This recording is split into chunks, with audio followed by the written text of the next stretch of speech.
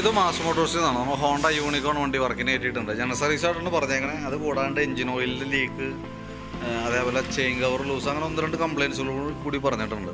അപ്പോൾ നമ്മൾ ബാക്ക് ബ്രേക്കിൻ്റെ ഭാഗം കൂടി നമ്മൾ ചെക്ക് ചെയ്യാൻ വേണ്ടിയിട്ട് അയച്ചിട്ടുണ്ട്. ബ്രേക്ക് ലൈനർ ശരിക്കും പറഞ്ഞിട്ടുണ്ടല്ലോ, നമുക്ക് അതിൻ്റെ ക്യാമൊക്കെ അഡ്ജസ്റ്റ് ചെയ്ത് നമ്മൾ ഉപയോഗിച്ചുകൊണ്ടിരിക്കണം. ബ്രേക്ക് അഡ്ജസ്റ്റ് ചെയ്ത് മാക്സിമത്തിലേക്ക് എത്തിയിട്ടുണ്ട്.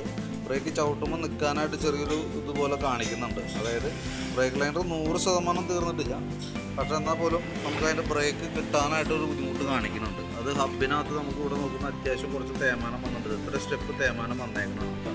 അപ്പോൾ തൽക്കാലം നമുക്ക് ലൈനർ മാറ്റിയിടാണെന്നുണ്ടെങ്കിൽ, കാരണം ഈ ഹബ്ബ് തേയ്മാനം ഉള്ളപ്പോൾ അത്രയും കൂടി ക്യാമ് ഇതേപോലെ കൊണ്ട് ഇറങ്ങി വരേണ്ടി വരും. അതാണ് ശരിക്കും യഥാർത്ഥത്തിൽ സംഭവിക്കുന്നത്. അതുകൊണ്ട് തന്നെ 100% നമുക്ക് ആ ബ്രേക്ക് ലൈനർ മാക്സിമം ഉപയോഗിച്ച് തീർക്കാൻ പറ്റില്ല. അപ്പോഴത്തേക്കും വരുമ്പോൾ എന്ത് പറ്റുമെന്ന് വെച്ചാൽ, ഇപ്പോൾ ഈ നിൽക്കുന്ന ക്യാമാണെങ്കിൽ ഏകദേശം ഇത് ഇത്ര കയറി വരാണ് ഉള്ളിലേക്ക്. ഇപ്പോൾ ടൈറ്റ് ചെയ്താലും നെക്സ്റ്റ് നമുക്ക് ഒരു അടുത്ത സർവീസർ എന്തെങ്കിലും കിട്ടില്ലായിരിക്കുമ്പോൾ നമുക്ക് രണ്ടാമത് കയറ്റി അഴിച്ച് മാറേണ്ടി വരും. തന്നെയല്ല ബ്രേക്ക് ചവിട്ടിയാലും നിൽക്കാനായിട്ടൊരു ബുദ്ധിമുട്ടായിരിക്കും. അപ്പോൾ കൂട്ടത്തിക്കടെ ലൈനർ മാറ്റിയിടണമാണ് നല്ലത്. ചെയിൻ സ്പോക്കറ്റ് പുതിയ സ്പോക്കറ്റാണ് കിടക്കണേ. നമുക്ക് ആ സസ്പെൻഷൻ ബെയറിങ്ങിൻ്റെ അവിടെ നിന്ന് ചെറിയൊരു ഷെയ്ക്ക് പോലെ കാണുന്നുണ്ട്. അപ്പോൾ നമുക്ക് അതൊന്ന് ക്ലിയർ ചെയ്തിടാം കേട്ടോ കൂട്ടത്തിക്കട. അതല്ലെങ്കിൽ നമുക്ക് വണ്ടി ഓടിക്കാനായിട്ടൊരു സ്മൂത്ത് ഇല്ല വണ്ടി ഓടിക്കുന്നത്. ബാക്ക് സൈഡിൽ നിന്നൊക്കെ നമുക്കൊരു ഷിവറിങ് ഒക്കെ ആയിട്ട് കാണിക്കുന്നുണ്ട്. പിന്നെ അതേപോലെ തന്നെ എയർ ഫിൽറ്ററിൻ്റെ ഭാഗത്ത് നമ്മൾ അഴിച്ചൊക്കെ ഉണ്ട്. കമ്പനി ഫിൽറ്റർ കിടക്കണേ, നമുക്കൊന്ന് തുടച്ച് ക്ലീൻ ആക്കി റീസെറ്റ് ചെയ്താൽ മതി. നല്ല ഫിൽറ്ററാണ്. സെൽഫിൻ്റെ കംപ്ലയിൻറ്റ് പറഞ്ഞിട്ടുണ്ട്. ഇടയ്ക്ക് സെൽഫ് എടുക്കുന്നില്ല എന്നുള്ള രീതിയിൽ പറഞ്ഞിട്ടുണ്ട്. നമ്മൾ നോക്കുമ്പോൾ ബാറ്ററിയുടെ കംപ്ലയിൻ്റ് ആയിട്ടാണ് നമുക്ക് അതിൽ നിന്ന് മനസ്സിലാവുക. കാരണം വെച്ചാൽ 2019 മോഡലാണ് ബാറ്ററി ഇതും ഇരിക്കുന്നത്. അപ്പോൾ നമ്മൾ ബാറ്ററി ടെസ്റ്റ് ചെയ്യുമ്പോഴും നമുക്കത് ഒരു ഫെയിൽഡ് ആയിട്ടാണ് കാണിക്കുക. വോൾട്ട് നോക്കുമ്പോൾ 12.65, അത് 12.5 വോൾട്ട് കിട്ടുന്നുണ്ട്. പക്ഷേ നമ്മൾ ബാറ്ററി ടെസ്റ്റ് ചെയ്യുന്ന സമയത്തുണ്ടല്ലോ, ഇവിടെ സെൽ ഡാമേജാണ് കാണിക്കുക. അപ്പോൾ അതുകൊണ്ട് തന്നെ ബാറ്ററിയുടെയാണ് സെൽഫിൻ്റെ പ്രോബ്ലം ഇടയ്ക്കിടയ്ക്ക് കാണിച്ചുകൊണ്ടിരിക്കുന്നത്. അപ്പോൾ മാക്സിമം നമുക്ക് ഇത് ഉപയോഗിക്കാം. തീരെ എടുക്കാത്തൊരു സിറ്റുവേഷൻ വരുമ്പോൾ അഴിച്ച് ബാറ്ററി മാറ്റി കളയാം. അതാണ് നമുക്കതൊന്ന് ചെയ്യാൻ പറ്റാത്തത്. പിന്നെ അതേപോലെ തന്നെ എഞ്ചിൻ ഓയിൽ നമ്മൾ മാറുന്നുണ്ട്. കാർബറേറ്റർ അസംബ്ലി ജസ്റ്റ് ഒന്ന് അഴിച്ചൊന്ന് ക്ലീൻ ചെയ്തിടുന്നുണ്ട്. എന്താ കേസ് എന്ന് വെച്ചാൽ, വണ്ടി ഇപ്പോൾ ഇന്നലെ ഇവിടെ ഇരുന്ന് ഒന്ന് കാലത്ത് എടുത്തിട്ട് വണ്ടി മൂവ് ചെയ്യുന്ന സമയത്ത് വണ്ടി അങ്ങോട്ട് ഒരു സ്മൂത്ത് അല്ലാത്ത രീതിയിൽ വണ്ടി റൈസായി കിട്ടുന്നില്ല. അപ്പോൾ അതാണ് ജസ്റ്റ് ഒന്ന് അഴിച്ചു നോക്കിയതാണ്. പ്രത്യക്ഷത്തിൽ വേറെ പ്രോബ്ലം ഒന്നുമില്ല. ഞാനൊന്ന് ജസ്റ്റ് ഒന്ന് ക്ലീൻ ചെയ്ത് റീസെറ്റ് ചെയ്താക്കി എടുക്കാം നമുക്ക് കേട്ടോ. കാരണം അത് കാർബറേറ്റർ തേയ്മാനത്തിൻ്റെ ഒരു പ്രോബ്ലമാണ്. അത് തന്നെ അത് മനസ്സിലാവുക. കാരണം ഞാൻ പ്രത്യക്ഷത്തിൽ വേറെ കംപ്ലയിൻ്റ് ഒന്നും ഇല്ലാത്തത് കൊണ്ടേ, അല്ലെങ്കിൽ ജെറ്റ് എന്തെങ്കിലും ബ്ലോക്ക് ചെയ്തൊക്കെയാണെങ്കിൽ നമുക്ക് അത് മാറ്റിയിട്ടാൽ റെഡി ആവും എന്ന് വേണം വിചാരിക്കാം. പക്ഷേ ഇത് നിലവിൽ അങ്ങനത്തെ പ്രശ്നങ്ങളൊന്നും കാണിക്കുന്നില്ല. പിന്നെ നമ്മൾ ഈ സൈഡ് കവറൊന്നും അഴിച്ചിട്ടുണ്ട്. അതിനകത്ത് നമുക്ക് ഈ സൈഡിലത്തെ ക്ലച്ച് ക്യാമിൻ്റെ ഭാഗത്തുനിന്ന് ചെറിയൊരു ഓയിൽ ലീക്ക് ഉണ്ട്. നമുക്ക് ഈ ഓയിൽ സീൽ മാറ്റാൻ വേണ്ടിയിട്ട് അഴിച്ചതാണ്. ഓയിൽ സീൽ മാറ്റണമെങ്കിൽ നമുക്ക് അതിൻ്റെ ഉള്ളിൽ നിന്നാണ് അതിൻ്റെ ഷാഫ്റ്റ് കാര്യങ്ങളൊക്കെ കയറി വരാം. അപ്പോൾ അത് ക്ലച്ച് കവർ അഴിച്ചാൽ തന്നെയാണ് നമുക്കത് മാറ്റാൻ പറ്റുള്ളൂ. ആ കൂട്ടത്തിൽ കൂടെ നമ്മളതിൻ്റെ സ്ക്രീൻ ഫിൽറ്റർ, റോട്ടർ ഫിൽറ്ററൊക്കെ ഒന്ന് ക്ലീൻ ചെയ്ത് പോകുന്നുണ്ട്. സ്ക്രീൻ ഫിൽറ്റർ നോക്കുമ്പോൾ അത്യാവശ്യം ഒരുവിധം ബ്ലോക്ക് ഉണ്ട്. അപ്പോൾ അതും കൂടി കൂട്ടത്തിൽ ക്ലീൻ ചെയ്തിടാം.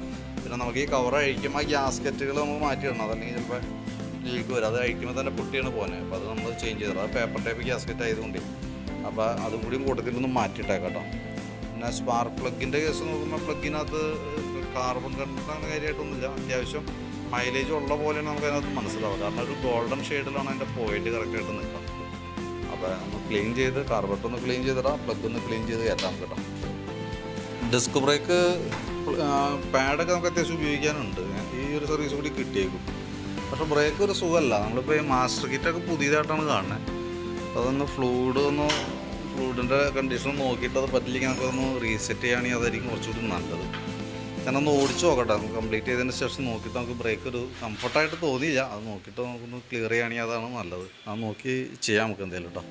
പിന്നെ അതേപോലെ തന്നെ സ്പീഡോമീറ്റർ കേബിൾ പൊട്ടിപ്പോയിട്ടുണ്ട്. കേബിൾ പൊട്ടാന്ന് പറയുമ്പോഴത്തേക്ക് നമുക്ക് അതിൻ്റെ ഗിയർ സെറ്റും കൂടി കംപ്ലയിൻറ്റ് വന്നിട്ടുണ്ട്. പറയാൻ കാരണം എന്ന് വെച്ചാൽ, ഇവിടെ അതിൻ്റെ കേബിളിൻ്റെ അടിഭാഗം വന്ന പീസാണ്. അത് ശരിക്കും ജാമായിട്ട് അതിൻ്റെ ഉള്ളിൽ വന്ന പ്ലാസ്റ്റിക് റൗണ്ട് പിനിയൻ സെറ്റ് പോയിട്ടുണ്ട്. ഇതാണ് അതിൻ്റെ ഉള്ളിൽ വന്ന ഗിയർ സെറ്റ്. ഉള്ളിലേക്ക് നോക്കുമ്പോൾ അതിൻ്റെ ഉള്ളിൽ വന്ന പീസ് മൊത്തം അടർന്ന രീതിയിൽ, അതായത് കേബിൾ ടൈറ്റ് ആയി കഴിഞ്ഞപ്പോൾ ഇത് വീല് കറങ്ങുന്നതിനനുസരിച്ച് ഇത് കറങ്ങി കൊടുക്കും. കേബിൾ ടൈറ്റ് വന്നപ്പോൾ മൊത്തം പ്ലാസ്റ്റിക്കാണ് അതിൻ്റെ ഉള്ളിൽ വന്ന പിന്നെ അത് ഓവലായി പോയി മൊത്തത്തിൽ. ഇതാണെങ്കിൽ ഇങ്ങനെ ഇതേപോലെ സെറ്റാക്കി കിട്ടും. അതൊക്കെയാണ് മെയിനായിട്ട് വന്നേക്കണ വർക്കുകൾ. പിന്നെ നമുക്ക് ഇവിടെ ഒന്ന് പെയിൻറ്റ് ടച്ച് ചെയ്യുന്ന ദിവസമൊക്കെ പറഞ്ഞിട്ടുണ്ട്. അങ്ങനെ ദിവസമൊക്കെ പറഞ്ഞിട്ടുണ്ട്. കൂട്ടത്തിൽ അതും കൂടി ഒന്ന് ക്ലിയർ ചെയ്യാം. അപ്പോൾ ഞാൻ അതിൻ്റെ നോക്കിയിട്ട് അതിൻ്റെ ഏകദേശം ഒരു എസ്റ്റിമേറ്റൊക്കെ നോക്കിയിട്ട് പറയാം. അപ്പോൾ അത്യാവശ്യം നമുക്കൊരു ടൈം തരാണെങ്കിൽ നമുക്ക് ഈ പറഞ്ഞ രീതിയിൽ ഇതും കൂടി ഒന്ന് ചെയ്താൽ സസ്പെൻഷൻ്റെ ബെയറിങ് കൂടി ഒന്ന് അയച്ച് ഒന്ന് ക്ലീൻ ചെയ്ത്, ചിലപ്പോൾ അത് ബുഷ് മാറ്റി ഒന്ന് ഗ്രീസ് ചെയ്തിട്ട് ആ ബുഷ് പൊസിഷൻ ഒന്ന് മാറ്റിയിട്ട് കഴിഞ്ഞാൽ അത് ക്ലിയർ ആയി പൊക്കോളും. പുതിയ ചെയിൻ സ്പോക്കറ്റ് ആയതുകൊണ്ട് തന്നെ അതൊന്ന് ചെയ്തിട്ടാണെങ്കിൽ നല്ലതാണ്. അതേപോലെ ഡിസ്ക് ബ്രേക്കിൻ്റെ കേസും. അപ്പോൾ ഞാൻ അതിൻ്റെ ഡീറ്റെയിൽസ് വാട്സാപ്പിലേക്ക് ഒന്ന് സെൻഡ് ചെയ്തിട്ടേക്കാം. ഞാനിപ്പോൾ അത്യാവശ്യം കൊണ്ട് വർക്കിൻ്റെ കഴിഞ്ഞാൽ ഒരു ഏകദേശം ഒരു എസ്റ്റിമേറ്റ് ഇട്ടേക്കാം കേട്ടോ. അപ്പോൾ ഇന്നത്തേക്ക് പ്രതീക്ഷിക്കരുത്, മാക്സിമം ഞാൻ നോക്കാം, ലേറ്റായാലും. കാരണം ഈ മിസ്സിങ്ങിൻ്റെ വണ്ടി ഓടിക്കുമ്പോൾ ഒരു സുഖമായിട്ട് തോന്നിയില്ല, അതുകൊണ്ടാണ് ഞാൻ അതൊക്കെ ഒന്ന് അയച്ചു നോക്കട്ടെ. കാരണം കാർബറേറ്റർ ക്ലീനിങ്ങൊന്നും പറഞ്ഞിട്ടൊന്നുമില്ല, പക്ഷെ എന്നാൽ പോലും നമുക്ക് ഓടിക്കുമ്പോൾ ഒരു കംഫർട്ട് കിട്ടണമല്ലോ, ആ ഒരു ഫീല് കിട്ടാത്തതുകൊണ്ട് നിന്ന് അയച്ചു ചെക്ക് ചെയ്താൽ. അപ്പോൾ ഡീറ്റെയിൽസ് വാട്സാപ്പിലേക്ക് ഇട്ടേക്കാം, നമുക്കൊന്ന് റിപ്ലൈ ഇട്ടാൽ മതി.